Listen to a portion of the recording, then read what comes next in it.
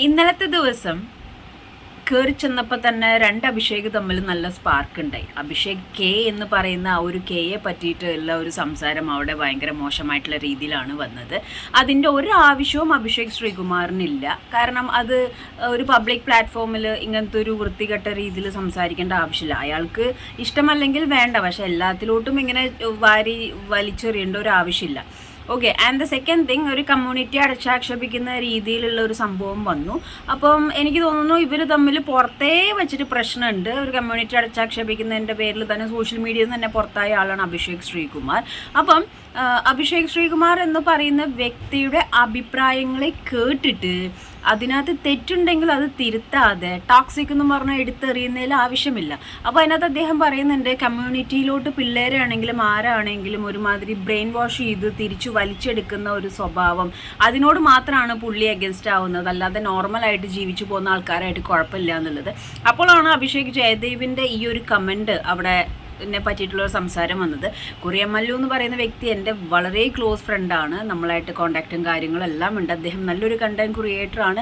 അദ്ദേഹത്തിന് ഇഷ്ടമുള്ള രീതിയിൽ അദ്ദേഹം ഒരുങ്ങാതെ എന്ത് ചെയ്ത് കഴിഞ്ഞാലും അത് ആരെയും ബാധിക്കുന്ന ഒരു കാര്യമല്ല.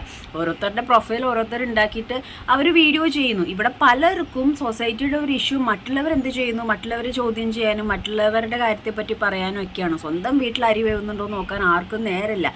വെന്താൽ എന്താ, വെന്തില്ലെങ്കിൽ എന്താ, അത് ഒരു പക്ഷേ പാരൻസ് നോക്കിക്കോളും. അതല്ലെങ്കിൽ അങ്ങനെ ഒരു ഉത്തരവാദിത്വം ഇല്ലാതെ മറ്റുള്ളവരെ വെറുതെ ഇങ്ങനെ കുന്തളിപ്പ് കാണിച്ച് അവരെ എന്തെങ്കിലും പറഞ്ഞ് അവരെ വാലിക്കണം കേട്ട് ഇനിയിപ്പോൾ അവർ ലീഗലി പോയി കഴിഞ്ഞിട്ടുണ്ടെങ്കിൽ അതിൻ്റെ പുറകെ ഈ ഒന്നും അറിയാത്ത പാവം പാരൻസിനും കൊണ്ട് നടന്ന് മൊത്തം പ്രശ്നം ഉണ്ടാക്കാൻ ഒരു കൂട്ടം ആൾക്കാരുണ്ട്. അഭിഷേക് ജയദേവിൻ്റെ ഈ ഒരു കമൻ്റ് എന്ന് പറഞ്ഞു കഴിഞ്ഞാൽ വളരെ മോശമായിട്ടുള്ളൊരു കമൻറ്റാണ്. കാരണം അത് വായിക്കാൻ പോലും പറ്റാത്ത ഒരവസ്ഥയിൽ ആ കുഞ്ഞിനെ പറ്റി വരെ സംസാരിച്ച സ്റ്റേറ്റ്മെൻറ്റ് വളരെ ഉക്വേർഡാണ്. അപ്പോൾ അങ്ങനത്തെ കാര്യങ്ങളോടൊക്കെ അഭിഷേക് ശ്രീകുമാർ റിയാക്ട് ചെയ്യുന്നതിൽ സപ്പോർട്ട് മാത്രമേ ഉള്ളൂ. LGBTQ ഞാൻ പറയുന്ന പോലെ നല്ല രീതിയിൽ പോകുന്നവരുണ്ട്, അതിനെ മിസ്യൂസ് ചെയ്യുന്നവരുണ്ട്. മിസ്യൂസ് ചെയ്യുന്നവർക്കെതിരെ വോയിസ് റേസ് ചെയ്യുക, അതിപ്പോൾ ആസ് എ ഹ്യൂമൻ എന്നുള്ള രീതിയിൽ തന്നെ വോയിസ് റേസ് ചെയ്യുക. ജനറലൈസ് ചെയ്ത് സംസാരിക്കാതെ ആരുടെ ഭാഗത്താണോ തെറ്റ് അവരെ പറയുക. അതിപ്പോൾ അങ്ങനെയാണെങ്കിൽ മനുഷ്യന്മാരിൽ എന്തെല്ലാം പ്രശ്നങ്ങളുണ്ട്, എല്ലാ മനുഷ്യന്മാർക്കും അവരുടേതായ പ്രശ്നങ്ങളുണ്ട്. നമ്മൾ വന്നിട്ട് ഈ മനുഷ്യന്മാർ കൊള്ളില്ല എന്ന് പറഞ്ഞാൽ എങ്ങനെയായിരിക്കും? അപ്പോൾ ഒരു കമ്മ്യൂണിറ്റി അടച്ചാക്ഷേപിക്കാതെ കമ്മ്യൂണിറ്റിയിൽ ആ പർട്ടിക്കുലർ കമ്മ്യൂണിറ്റിയിൽ നിൽക്കുന്ന ആളുകളാണെങ്കിലും അവർ ചെയ്യുന്ന തെറ്റിനെ ഹൈലൈറ്റ് ചെയ്ത് പറയുക, ഇങ്ങനൊരു അത് തിരുത്താൻ നോക്കുക. അതല്ലാതെ ഒരു കൊടും വിഷമാണ് ഇവരിത് ലോകം നശിപ്പിക്കുന്ന രീതിയിൽ സ്റ്റേറ്റ്മെൻറ്റ് ചെയ്യാതിരിക്കുക. അപ്പം ഒന്ന് അഭിഷേക് ശ്രീകുമാറിൻ്റെ K4 ആ സംസാരം അത് ഭയങ്കര ഓക്വേർഡായിരുന്നു. കമ്മ്യൂണിറ്റി അടച്ചാക്ഷേപിച്ചത് ഭയങ്കര ഓക്വേർഡായിരുന്നു.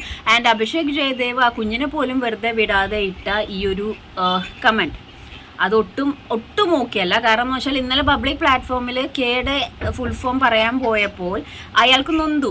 അതിനേക്കാൾ ഇരട്ടി അഭിഷേക് കൊറിയ മല്ലുവിനും പെയിൻഫുൾ ആയിട്ടുണ്ടാകും. കാരണം എന്ന് വെച്ചാൽ അയാളുടെ കുട്ടിയെ പറ്റിയിട്ട് വരെയുള്ള കമൻസ് അവിടെ വളരെ ഓക്വേർഡായിട്ട് വന്നിട്ടുണ്ട്. സോ കമ്മ്യൂണിറ്റിയിലോട്ട് ആരെയും ഫോഴ്സ്ഫുള്ളി വലിച്ചു വരയ്ക്കേണ്ട ആവശ്യമില്ല. അങ്ങനെ വലിച്ചു വരുത്തുന്നുണ്ടെങ്കിൽ നോ പറയാനുള്ള അവകാശം ഇവിടെ എല്ലാവർക്കും ഉണ്ട്.